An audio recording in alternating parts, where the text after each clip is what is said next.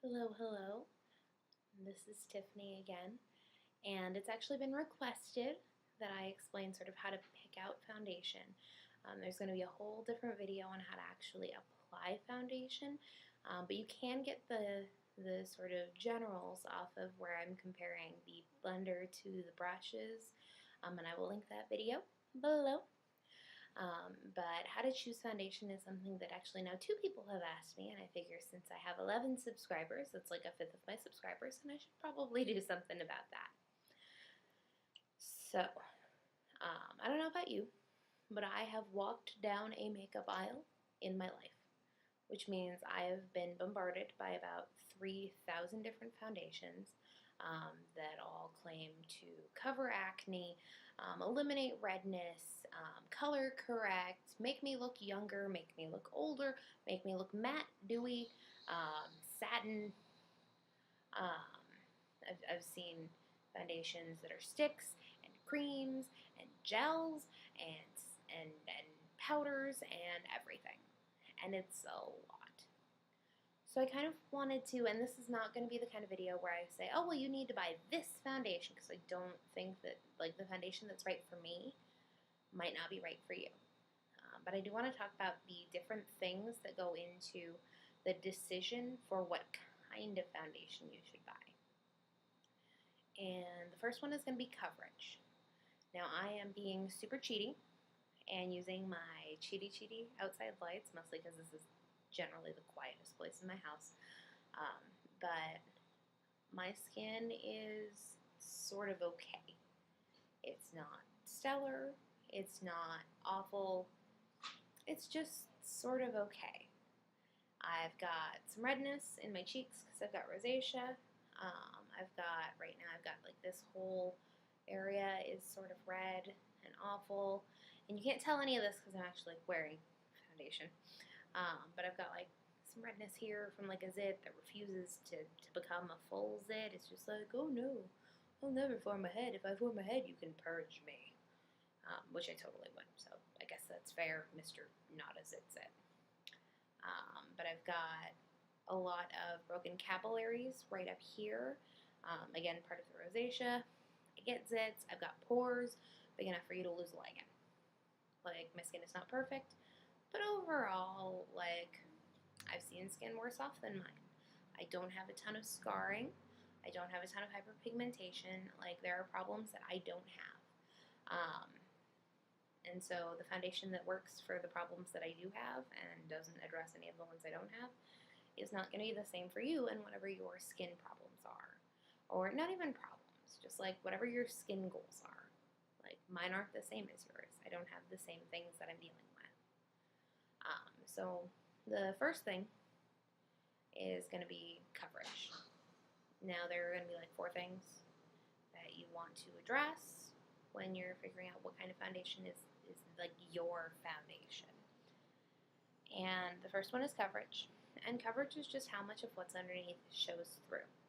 So, for example, right now I'm staying far away from the camera because I have it balanced on a trash can on a chair. Otherwise, I would lean forward. But I actually have an itty bitty mole that sits underneath my eyebrow. I like my itty bitty mole. And there is foundation on it, and you can still totally see it. And that's because I wear a medium coverage foundation.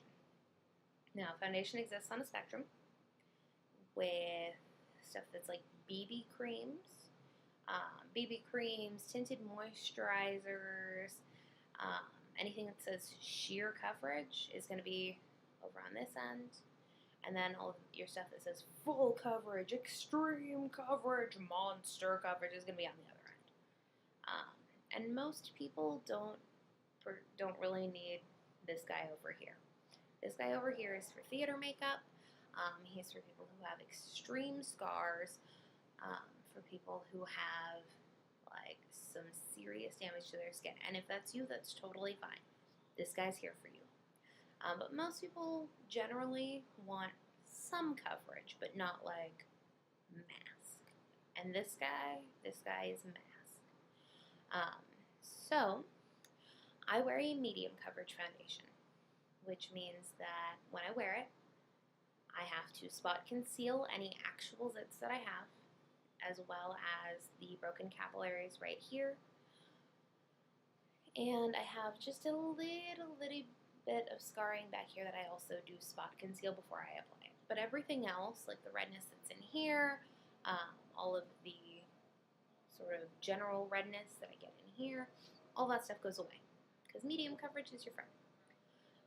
As far as sheer coverage, look for things that say like BB cream or tinted moisturizer, things that don't actually say foundation, but they're totally foundation. They're just way over here on the end of like mostly skincare, but will help even out your tone. And that's really all that they're for. They aren't going to cover anything up for you. They're just going to give you a wash of color, sort of like if you ever paint miniatures, sort of like doing an ink wash will like give things a slightly different tone and potentially settle into lines, so be aware of that. But it'll give you a slightly different color and it'll make things sort of even out a little bit, even if the natural paint job underneath is not 100% even, because no one's skin is actually 100% even. If you ever saw someone with perfectly even skin and you were like, wow, that's incredible, it was a lie. It was makeup. But yeah, so most people are going to sit in the middle and going to want medium coverage. Now, that's not to say that there aren't values to both. In the summer, I tend to wear a tinted moisturizer and then just spot conceal any parts of me that I'm like, no, not you, monster, sit. But overall, a tinted moisturizer gets the job done pretty damn well for somewhat okay skin. So sort of look at your skin, look at how much you have to cover up and how dark it is or how light it is compared to the rest of your skin. A little bit of redness is not going to be the end of the world if it's the same amount of darkness as your skin. Like, I could not conceal my eyebrows with a sheer coverage because they are a lot darker than my skin. If I went with something super full coverage, I could totally cover my eyebrows. It's super creepy when someone does it, but it's possible. So that's number one, is coverage. Like, how much do you have that you need to make go away? Number two is going to be finish. And finish is going to be basically how oily or not oily you look. And I almost hate to use that word because I have oily skin. I have all my life, and I hated it forever. I always said, oh, my skin looks so oily. I hate this. I look awful. I look like I'm sweating and I'm working at a cubicle. Like, But truthfully, this is, again, going to be one of those things where a lot of people want to sit in the middle. Now, if you have super oily skin or super dry skin, you probably want to err on the other side. So once again, we have our spectrum. Over here is going to be completely matte. And I'm talking like no shine in the skin whatsoever, which is fantastic if you're doing a costume makeup where you want to look older because the shine in our skin naturally diminishes as we age. It's also super cool if you are just so goddamn oily and you're like, I don't want to see another fleck of oil in my life ever again. Matte Guy is for you. And on the other hand, we have foundations that say things like dewy or luminous or illuminizing or anything that's like that, which means they're going to refract more light, which means they're going to look more oily. That's not necessarily a bad thing. If you have dry skin, putting on something that looks a little bit oilier will make your skin look less dry. That's a struggle that I only learned in the last year or so. Summer happened, and weirdly enough, my skin was super dry in places, and that's never happened before. So I had to deal with it. And I was like, I don't even know what to do with this. Turns out I just needed to switch to a dewier foundation, and it went away. Cool. But again, this is going to be something where a lot of people are going to sit in the middle.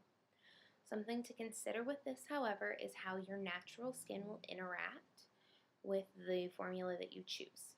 So, for example, I am super oily. If I put on a foundation that's like kind of here in the vaguely matte stage, the fact that my skin is so oily is going to push it more towards the center. If I put on a foundation that's dewier and am super oily, I'm going to start here, and then I'm going to move more towards oily. Because I am oily. I just produce a lot of oil. Whereas when I was dealing with the parts of my face that were super dry, if I started with a super matte foundation, and then the parts of my skin that were super dry just went, no light escaped from those patches, and it made me look really unhealthy. On the other end of the spectrum, I moved to doing something a little bit dewier. My skin was a little dry there, so it just right in the middle. And what finish you're trying to end up with is going to depend on your personal preference. I like to look sort of satin, and satin is a good word for it, in the middle, because I like to look like my skin is healthy, I like to look like my skin is moisturized, but I don't like to look like I'm an oil slick. And my skin sort of naturally wants to look like I'm an oil slick. But if you have combo skin or normal skin that isn't like freaking out on one side of the spectrum, satin finish is just going to keep you right in the middle. And then obviously dewy, matte. But yeah, so what you end up with is actually totally up to you. I know plenty of people who are naturally oily who say, screw it, I want to look dewy. I like it. I think it makes me look healthy, and they kill it. And I know plenty of people who have moderately dry skin who say, you know what, I like the look of matte foundation. Makes me look more poreless. And they kill it too. So again, this is a matter of preference. But what I can tell you is wherever you're starting on that spectrum, you can use the finish of your foundation to move it back and forth to find whatever it is that you want. Alright, so that is number 2. So we've got coverage and finish. And the third thing that that's right, the third thing is going to be undertone. So here's the thing with undertones. You're going to find like 100 tutorials online for how to find your perfect undertone. And a lot of them are crocs, and a lot of them are real. I can tell you that the lighting I'm in right now, all of the lights I'm under are super yellow lights, so I don't look crazy red. I'm crazy red.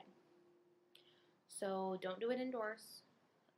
Don't do it at work or even in the makeup counter. Like, go outside in the middle of the daytime and look at your skin. And you can look at any part of your skin. I like to use the inside of my wrist because it is the palest part of me that I can get to without indecently exposing myself to the public. So look at your wrist, and you can look at your veins. My big boobed ladies, if you've got the boob veins, these are actually even better to check. Just, be wary of who you're around. Now, if your veins are kind of green, you're probably warm, and warm means yellow underneath. And if your veins are like super blue, you're probably cool. And cool sounds a little weird, but it's sort of like a red underneath. And you would think it would be like that would be, but it's not. It's cool. I don't make the rules. So that's one way to tell. Another way to tell is what colors look good on you. So, for example, in my everyday, wear black because I'm cheaty like that. But the colors that look especially good on my skin are colors that go well for cool people. I look really good in purple. My hair has been purple forever. I look really awful in yellow. Like, really awful in yellow. Because I have no warmth in my skin. And so it doesn't look right. It makes me look sickly. So that's another way to tell. Literally, open up your closet. Look at the colors that you own. If you are constantly saying, I can't wear blue, it makes me look like I'm going to die. Or I can't wear yellow because it makes me look like I am an actual vampire. That's a good way to tell too. So undertones are going to exist for all shades. They're going to exist a little differently looking. For example, on the paper end of the spectrum, I'm going to have cool undertones that are sort of pinkish, whereas a person of color might have undertones that are red. And that's because as you go further down the lightness darkness scale, pink becomes red. It's the same with yellows. You're going to go from yellow to sort of like a burnt orangey on the other side. Or I've even seen foundations for people of color that are like straight up blue undertones. Be wary of those people of color. They can make you look super ashy. Not, I mean, if it looks good on you, that's fantastic. But it is something to be aware of as a potential point of struggle. If you see a foundation and your first thought is that's blue, well, it's going to come off gray more than likely, depending on what your actual undertones are. So that is number 3. So we've got coverage, finish, undertones, and number 4, which for me has kind of always been the most important one, is your budget. I watch a lot of other YouTube videos, and I've seen foundations that cost hundreds of dollars. And that's insane. I mean, don't get me wrong. If you got money and you want to throw it away on foundation, more power to you. Like, I probably have spent too much money on foundation this year, and I have not spent that much money on foundation. But if it's something you want to do, go for it. But you don't need to think that the dollar amount of a foundation is going to equate to how awesome it is. My foundation costs $6. It comes from e.l.f. I tried a foundation that cost $16, and I hate it. I tried a foundation that cost $25, and I hate it. I refuse to buy a foundation that costs more than $25 because I'm a broke bitch. But it's important to realize that, like, it's just makeup. Like, you don't need to buy the most expensive thing. Sometimes the cheapest thing in the world is not going to work for you. Sometimes you aren't going to be able to find the finish you want, or you aren't going to be able to find the coverage you want. But truthfully, in the last 5 years, makeup blew the hell up. So there are a lot of options at the drugstore now that just flat out didn't exist before. And while there are a few things that I would say, you know what, like, maybe this is worth a splurge. Like the Benefit Professional Primer, I am addicted to that stuff. It's a problem. I spend too much money on that stuff because it makes me look like I have never had a pore in my life, and I like it. But for foundation, truth be told, just try a bunch of cheap brands and see the one that works for you. The best way to do this is to go to like an Ulta or somewhere where you can have testers, and you actually want to test them like here. Just like do little dashes down here, because then you'll see how they compare to both your face and your neck. Because big secret, most of us have different color faces than we have necks, because the face generally overhangs the neck and blocks the sun. I know, it sucks walking around like a weird, sadly baked cookie, just uneven. That was a weird metaphor. And but the point is, like, yeah, you want to find something that works well with your skin. So try out a bunch of stuff. Walk in, put a bunch of lines across here, and then walk outside. Take pictures in the sunlight. And that will really help you to figure out, A, that you've got the right undertone, B, that you aren't too light or too dark. And I didn't even go into this one because I think that's fairly self-explanatory. Like, I cannot use foundation that says something like cocoa in the description. I am not cocoa. I am parchment. Just like someone who is tan couldn't use mine. Or someone who is purple or green or orange couldn't use a different color. Like, if you're looking for a foundation that's going to look good,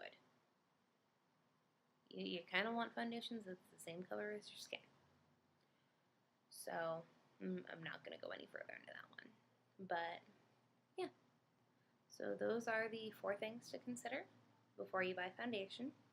I hope this helps. I am hoping that I will get someone to go film with me so that I can go to the store and sort of point these out in person as like a live thing. We'll see. Life's a little crazy right now. I'm gearing up for a con. But yeah, like, if you have any questions, feel free to post them below. I will respond to comments. I haven't gotten any yet, so I haven't answered any of you. I blame you. Actually, no, I totally blame me. I stopped uploading for like 2 weeks because I suck. But yeah, as always, have your makeup and have a good night.